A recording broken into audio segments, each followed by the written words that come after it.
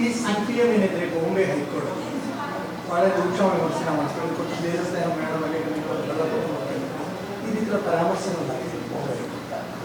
എന്താണ് ഏറെ കൗതുകമുണർത്തുന്ന പരാമർശമാണ് കോടതിയിൽ നിന്നുണ്ടായത്. കൗതുകം എന്ന് ഞാൻ പറയാൻ കാരണം CPIM അനുവർത്തിച്ചു വരുന്ന ഈ പറയുന്ന രീതിയിൽ സ്വന്തം മണ്ണിലേക്ക് നോക്കുക എന്നുള്ളതാണ് ഏതൊരാളെ സംബന്ധിച്ചും ഏറ്റവും പ്രാഥമികമായ കർത്തവ്യം. പ്രത്യേകിച്ച് ഭാരതത്തിൽ പ്രവർത്തിക്കുന്ന രാഷ്ട്രീയ കക്ഷികൾ നമ്മുടെ നാടിൻ്റെ താല്പര്യങ്ങൾക്ക് മുൻഗണന കൊടുക്കണം എന്നുള്ളതാണ്. അതാണ് കോടതിയുടെ ആ നിർദ്ദേശത്തിലൂടെ വരുന്നത്.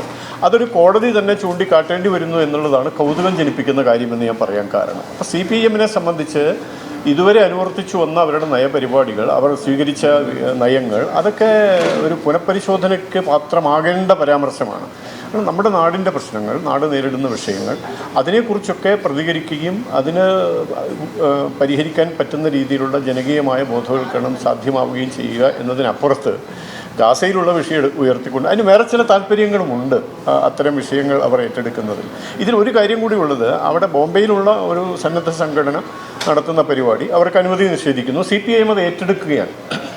അപ്പോൾ അതിലൂടെയും ചില സന്ദേശങ്ങൾ കൊടുക്കുന്നുണ്ട്. ഒരു റിമോട്ട് കൺട്രോൾ പോലെ ഏതൊക്കെയോ ചില ശക്തികളെ പ്രകോപിപ്പിക്കുകയോ പ്രലോഭിപ്പിക്കുകയോ അല്ലെങ്കിൽ പ്രേരിപ്പിക്കുകയോ ചെയ്തുകൊണ്ട് ചരട് വലിക്കാനുള്ളൊരു ശ്രമം അതും കൂടി വെടിച്ചെത്തു വരികയാണ് ഇതിലൂടെ. ഗസയിൽ ഇപ്പോഴും ഭക്ഷണം കിട്ടാതെ കുഞ്ഞുങ്ങൾ പിടഞ്ഞു മരിക്കുകയാണ്. ഇങ്ങനൊരു മാനുഷിക മുഖമല്ലേ അവർ ഉയർത്തിക്കാട്ടാൻ ശ്രമിക്കുന്നത്? അതിനെതിരായിട്ടുള്ള ഒരു തീരുമാനം കൂടിയല്ലേ ഉണ്ടായിരിക്കുന്നത്?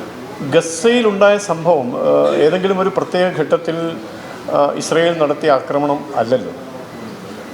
ഇസ്രയേലിനെതിരെ ഒരൊറ്റ ദിവസം 1500ഓളം മിസൈലുകൾ ആകാശത്തേക്ക് തൊടുത്തുവിട്ട് നൂറുകണക്കിന് ആളുകളെ രാത്രിയിൽ അവരുടെ പ്രാർത്ഥനാ ദിനം കൂടിയായിരുന്നു ആ ദിവസം കൊലപ്പെടുത്തിയ ഒരു സംഭവത്തെ തുടർന്നാണ് ഇപ്പോൾ കാണുന്ന ഗസയിൽ കാണുന്ന ഈ കാര്യങ്ങൾ ഉണ്ടാകുന്നത്. നമ്മളെ സംബന്ധിച്ച്, ഭാരതത്തെ സംബന്ധിച്ച് നാം സ്വീകരിച്ച നയം മനുഷ്യത്വപരമായ നയം തന്നെയാണ്.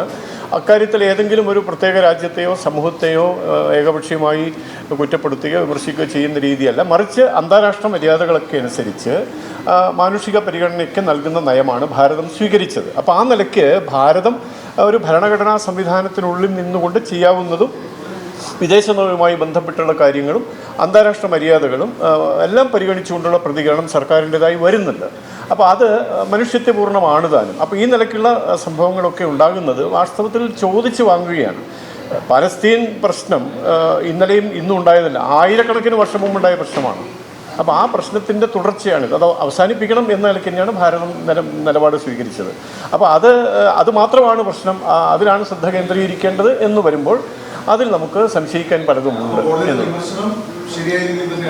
100% കോടതി, ഞാൻ പറഞ്ഞല്ലോ, CPIM-ന് അവരുടെ അനുവർത്തിച്ചു വരുന്ന നയത്തെ പുനഃപരിശോധിക്കാനുള്ള ഒരു അവസരം കൂടിയാണ് കോടതി നൽകിയിരിക്കുന്നത്.